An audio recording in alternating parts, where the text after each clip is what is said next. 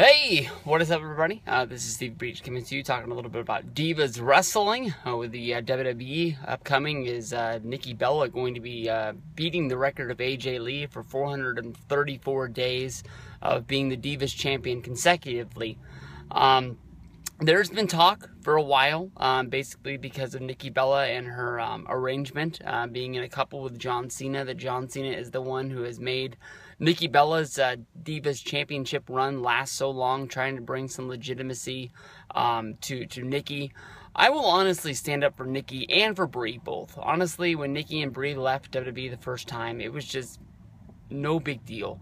To put it into their own words, they weren't really even doing anything with WWE. They would wrestle a match here or there along the way, but their main role was to be on sort of Monday Night Raw when they were doing the guest host segments, and they would just be always backstage hanging out with the host. They wouldn't really have a role back there other than sort of like being the person who tries to keep the party going backstage. They'd be hanging out with Jerry Springer. They'd be hanging out with I can't remember all the people that they had as the host. They tried to erase it. There was a few that were good. I loved Jeremy Piven. Some people say that he was one of the worst of all time, but I think that when he came out there to promote the goods, and he was the first sort of guest host to turn heel, I thought that was an awesome thing for WWE to do.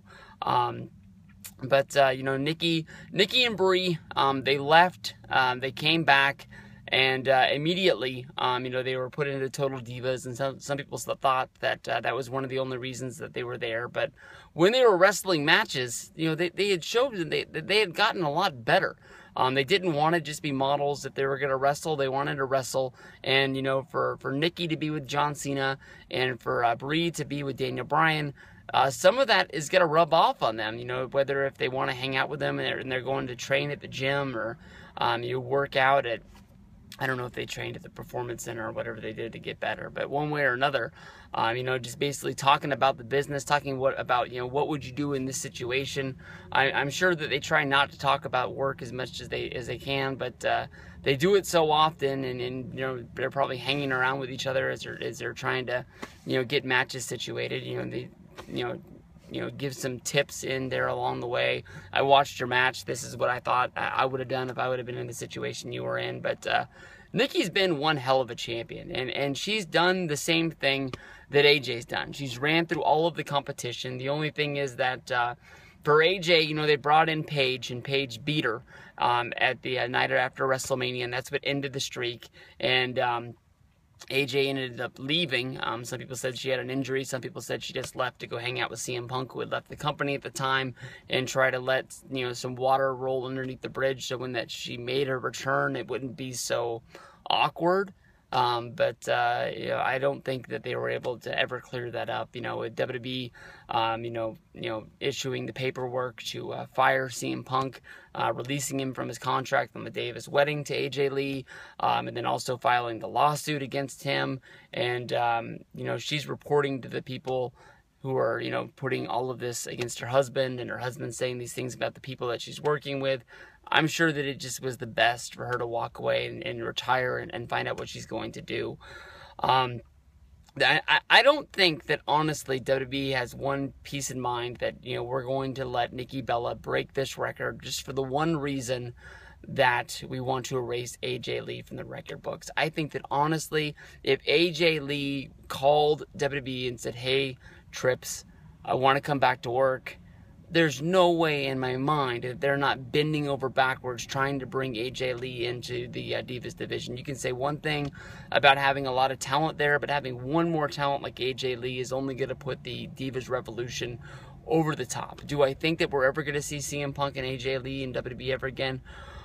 Honestly, no. I mean, we've seen Ultimate Warrior, we've seen Bruno Sammartino, and both of those guys were really hard, strong-headed guys about, that they were never coming back, and both of those guys were able to come back. But CM Punk, I think, is a whole another level of hard-headedness that he doesn't want to come back, because he doesn't want to be the guy that's looking like he's on his hands and knees trying to get that last payday from Vince McMahon. He took the money that he earned, and then he even won a lawsuit to get a little bit more that he thought he had earned, and you know, that's what he's taking with it. Now he's going to go out and he's going to try his best to see what he can do in UFC, and after that's done, he'll move on to the next goal in life that he has. I mean, this guy, since leaving WWE, he's put out a comic book. He's trained for a UFC fight, which should be announced sooner than later. He'll be in that fight, and then, you know, the guy is just goal-driven. He wants to get to that next goal accomplishment, and then we'll move on to the next one and see where we go from there. You have to respect CM Punk for that much.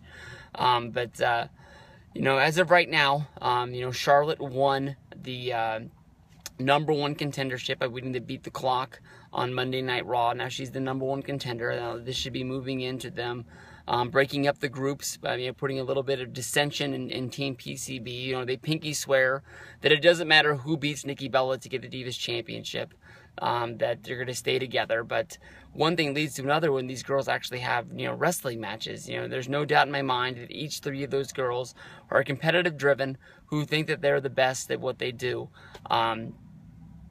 Becky Lynch never was women's championship in NXT, but she was one of the best that she was down there. She had an awesome match against Sasha Banks. She had a really good match in the Fatal 4-Way.